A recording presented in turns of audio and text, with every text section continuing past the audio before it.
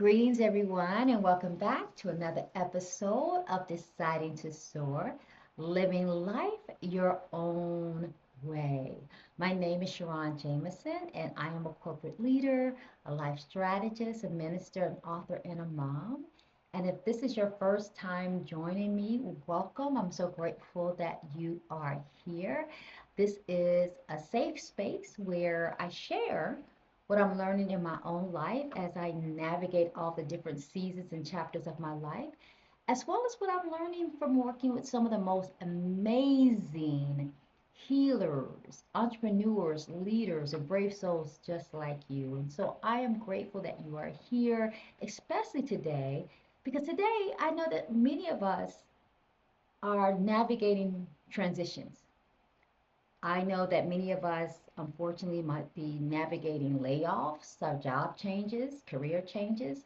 Many people are navigating changes because they might have graduated from college or their children have graduated from college and high school. Many of us are dealing with aging parents, and or maybe you're dealing with a shift because you have gone through a chronic illness like I did, and now your body is different and you're navigating this new body. Maybe you're going through a shift because you're dealing with grief or loss or divorce or uncertainty or any of those types of things. And some of us are going through types of changes that we don't even have language for. We just know that something is off. Something doesn't feel right.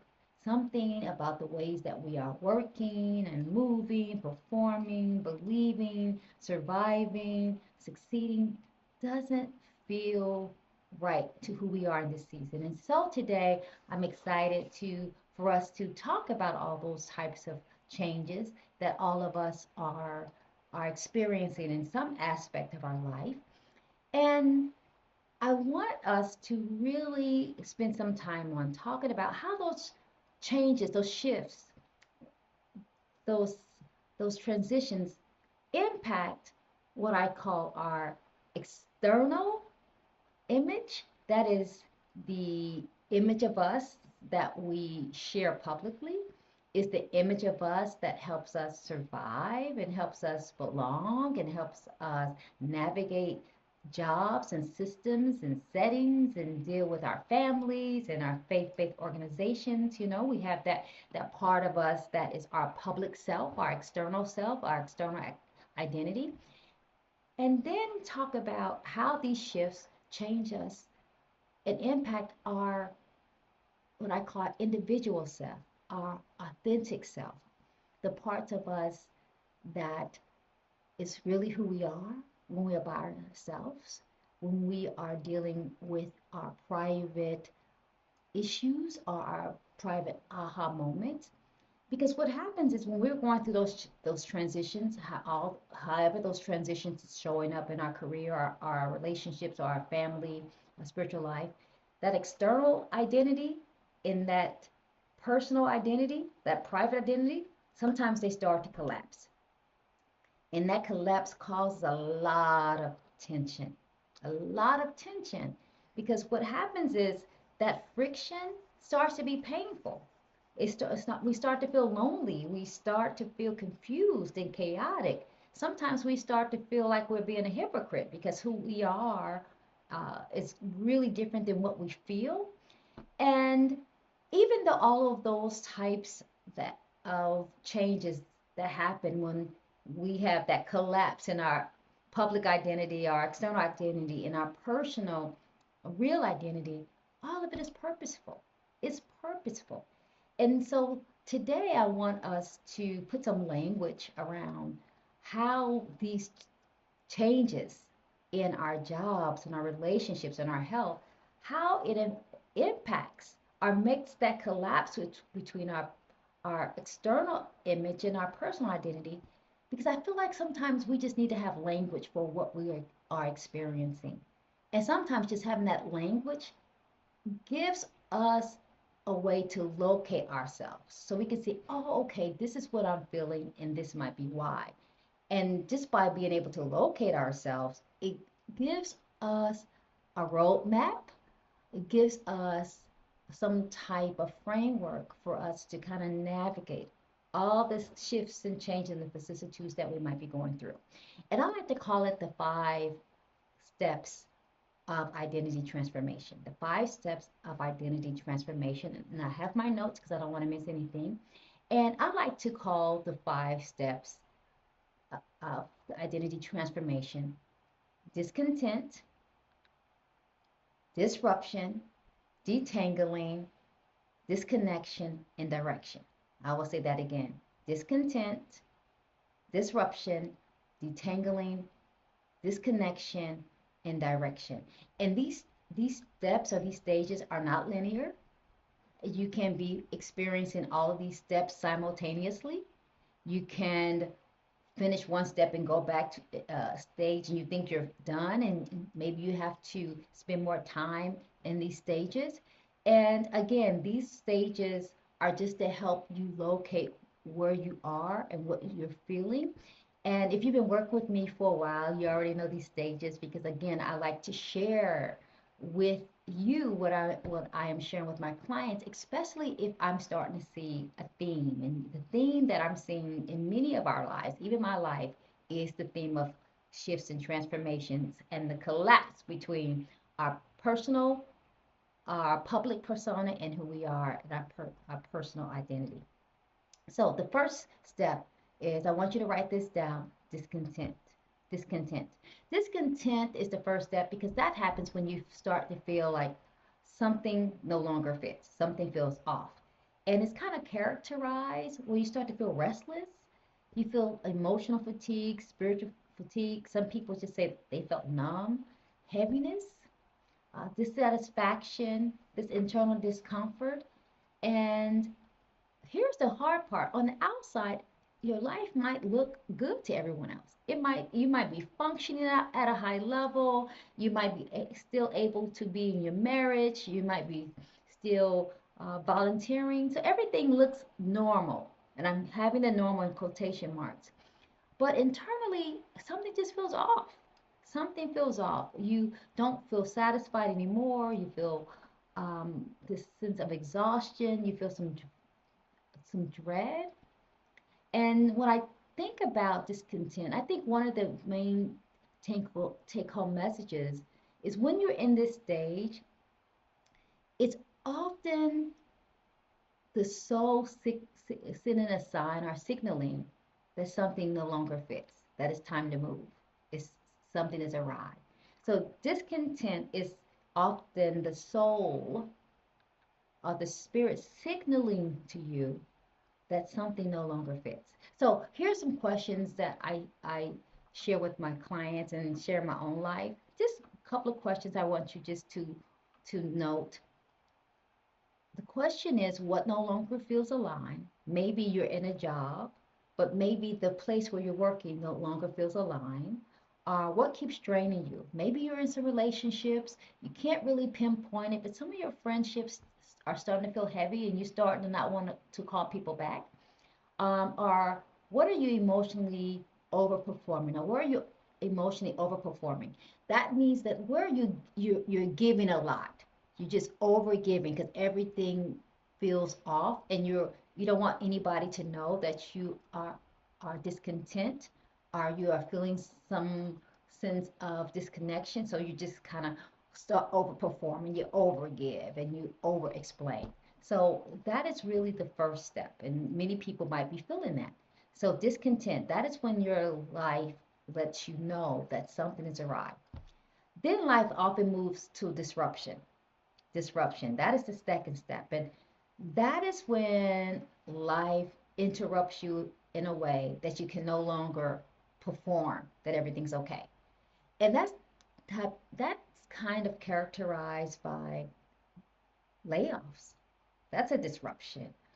Illness, burnout, betrayal, and that can be career betrayal, emotional betrayal, spiritual betrayal, grief, because maybe you lost a relationship, you lost your health, you lost a business deal, disappointment, where you are so disappointed that something didn't turn out the way you hoped it would be, hope it would.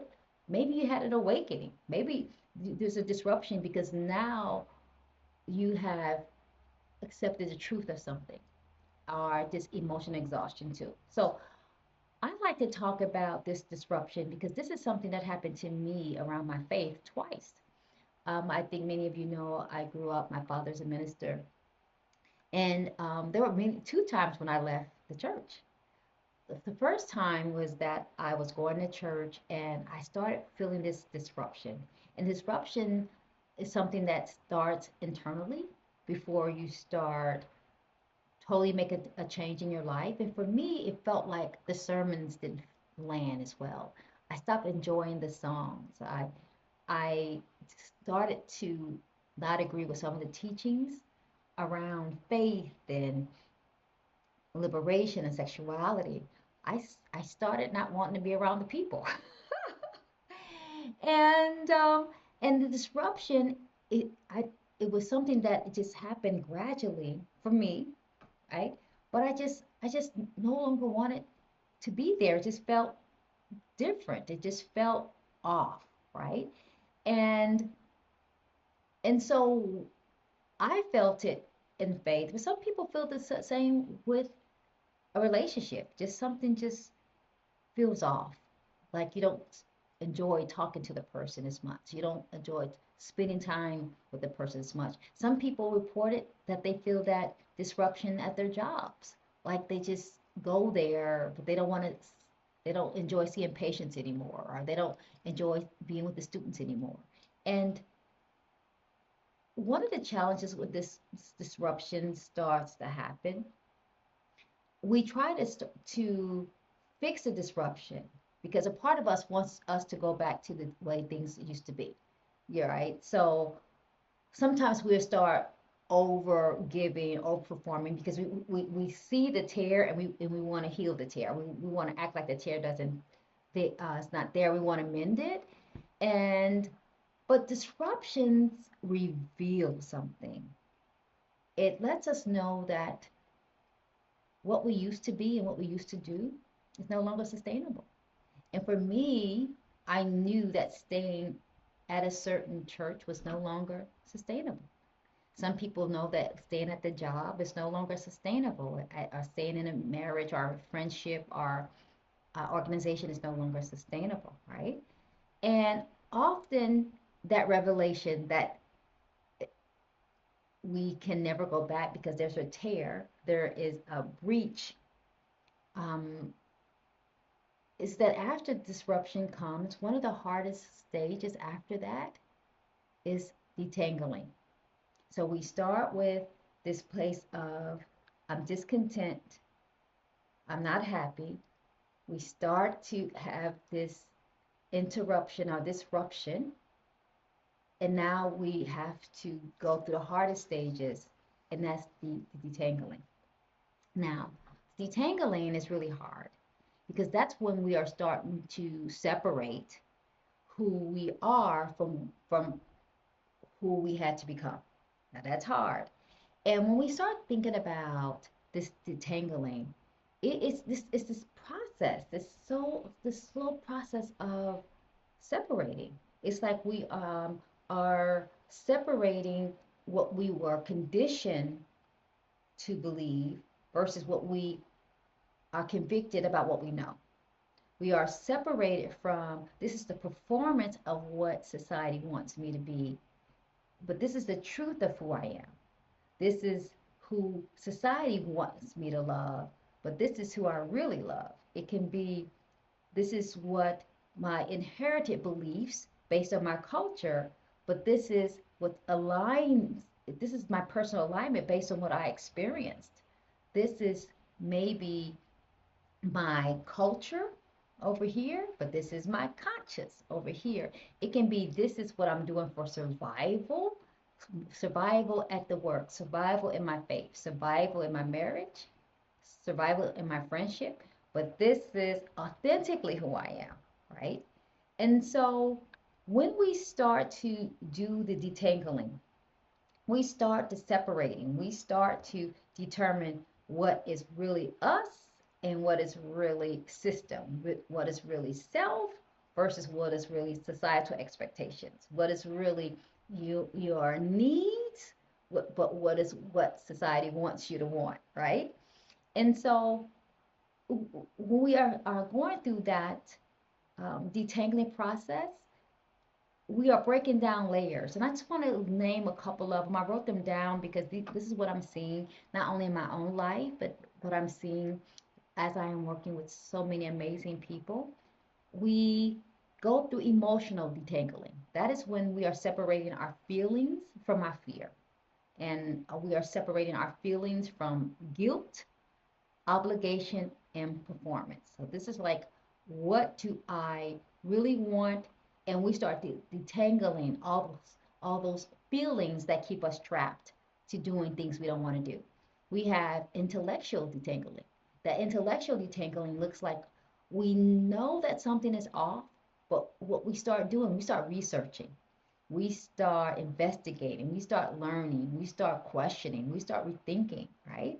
For example, maybe in my situation, I had this perspective about faith that felt off. And so I started researching to see, is this really God, or this is what society said was about God? And so that happened in my situation. We start doing this spiritual detangling. This is where we say, what do I really believe? Not what I've been told to believe, not that, not somebody else's perspective of what I should believe, not about somebody else's interpretation of what I should believe. What do I really believe about God, spirit, ancestors, however, manifestation, however we give language around a higher power? Then we have relational detangling. And that can look like, how do we understand our relationships are connected to us performing a certain way or being a certain way? Because the truth is, sometimes we have relationships and we are only in those relationships if we perform the way people want us to perform, or if we do what people want us to do, or if we say what people want us to say. And so we start thinking about, am I in this relationship because I'm being a way that people want me to be, and that's not who I am. Then we have this physical detangling that can look like, do I need to change my environment, routines, habits? But the key part of this place of detangling is when we see that many of our roles that we have and the performances, that we know that we start to see that this is where the external image stops, and this is where my authentic self begins, right? We start to make that distinction between the roles and responsibilities of our external, our public self, and this is who I am, my authentic self. And this stage can feel very lonely. It can feel very lonely because many people have benefited from the version of you when you have abandoned yourself. I know that's hard to kind of swallow. Or this is a stage when you realize that you may feel lonely because some people have benefited from the version of you where you silenced yourself, or neglected yourself, or you lied to yourself, or you denied yourself. And when you are in that detangling, you might experience some loneliness because that detangling will identify clearly that distinction between your external image and your authentic self. And that can feel a little lonely. And eventually, after you continue to do this detangling, which we all do, even if we're not conscious of it, but I just want to give you a name of it, we eventually get to a different stage, and that is the disconnection stage, right? Because after we become detangled from beliefs and scripts and environments and habits and status, after we separate that stuff, we sometimes we disconnect. We make a clean break because there's a discrepancy of the two, and those two parts of us cannot exist. It causes too much internal friction, and that disconnection is hard because now we may feel like we're just wandering in the wilderness, right? We feel uncertain. We feel like we're in this in between place, this liminal place. We're not here and we're not there, right? And we feel like we have lost our place. We have lost a, a sense of familiarity, our loss of grounding, our anchoring, because we're not in any one place. And we feel that way because we realize that our old environments, our old jobs, our old habits, our own ambitions, our old versions of ourselves no longer fit. And so what we are trying to do in this disconnection phase is to reground ourselves because we haven't found our new alignment yet. We haven't found our new place yet. So we might feel like we are just in this liminal place, not knowing where to land. Right? That's how many of my clients describe it.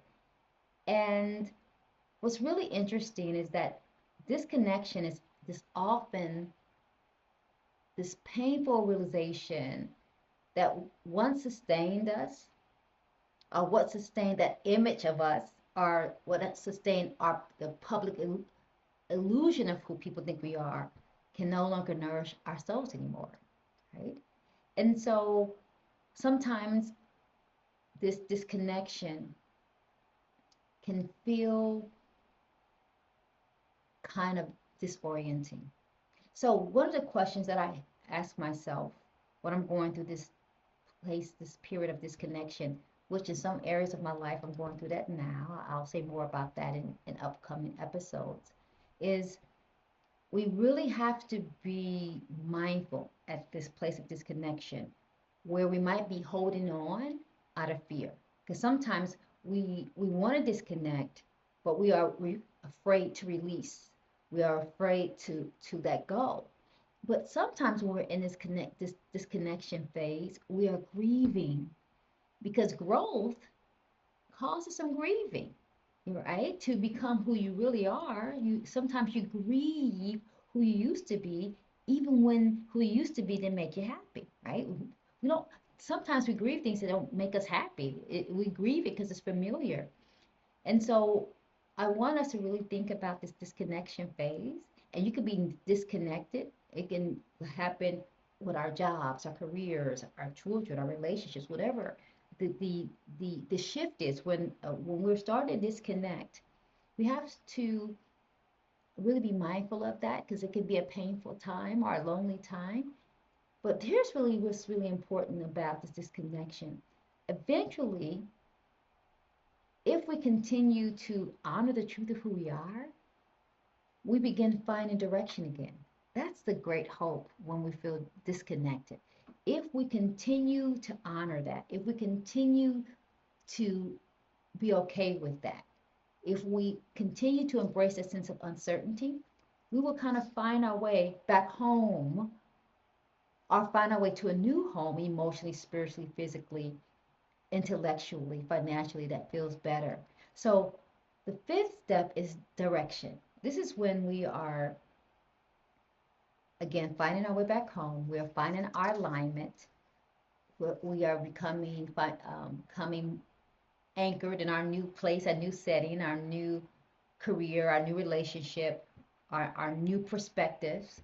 And again, direction. The direction is not about perfection. Direction is about alignment. And remember, we might stumble many times before we find our way. We find our place.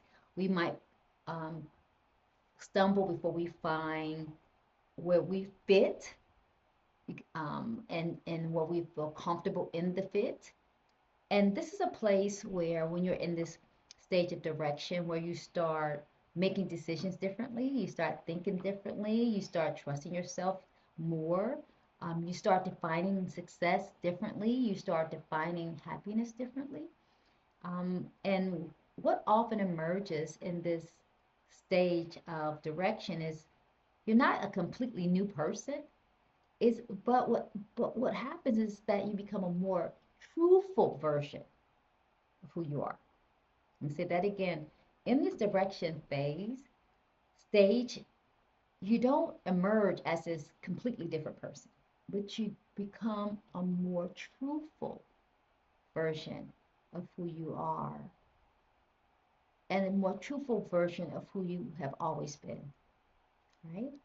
And so, again, all these different stages, our seasons, our steps, however you want to call them, are important in our journey.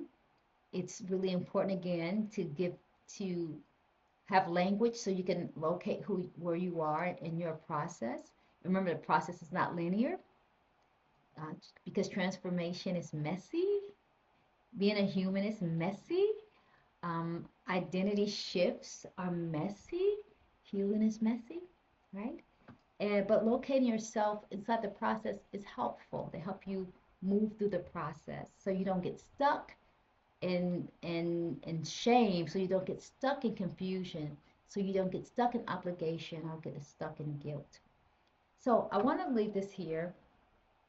If you're in one of these seasons, like I said, I'm in a couple of those seasons in my life professionally as well as my life spiritually. I want you to remember that you're not crazy, that you're not weak, that you're not failing, that you're not alone. I want you to remember that something inside of you, when you're going through these steps, is simply a way that your soul is asking for deeper honesty, deeper alignment, deeper peace, deeper truth, deeper joy, deeper rest. And even though we are experiencing all these changes in the identity collisions, like I said, your external and your internal identities, it can be painful when they're collapsing. It is extremely purposeful. And I just want to encourage you to know that all of these changes are normal, and all these changes are courageous, and all these changes will help you be who you have been called to be and help you dare to soar higher. So if you're in this space, welcome it. Don't fight it. Allow yourself to feel all the different emotions that you feel. The second thing I want to ask, if you know someone who's going through these stages, these 5 stages, please share this podcast with them.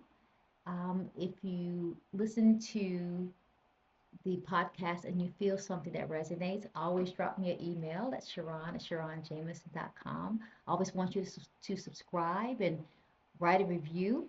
I will try to continue to talk about these stages as I see many people are experiencing these different stages in their personal or professional life. And then if you are not receiving my email, please do. I share more intimate details and uh, share different, more in-depth wisdom in the newsletters. I will leave the link below. Please definitely tap into that. And also, if you're interested in spending time one-on-one to for just to have a thought partner, would love to be that person for you. Or you can join the Reclamation Circle, which is a group that will be starting in late June, where we're coming together, people in different stages of their transitions to talk and to share. It will be confidential. I'm screening people before they attend or join to make sure that we are all on like mind and are committed to not only supporting ourselves but supporting each other. So I want to leave you with this benediction. May you understand and accept that your discontentment is normal and that is your soul signaling you that it's time to change. May you realize that your disruption is a way of revealing the truth of who you are and the truth of what you're experiencing. And it is something that is sacred, not something that you feel with guilt. And may you allow the disconnection to work its course, in that you will allow yourself to be in a liminal place. And may you allow the detangling to help you separate the truth from traditions and the self from society and the real you from the public you. And may you take this time to gain direction in your life that honors, that nourishes, and that satisfies your soul. Because when you do that, I do believe for you and me that we will dare to soar higher, because I always know in our hearts that the best is still yet to come. Thanks so much for joining me. So grateful for you that you're here, and I look forward to sharing more in the coming weeks. Thank you again, and blessings.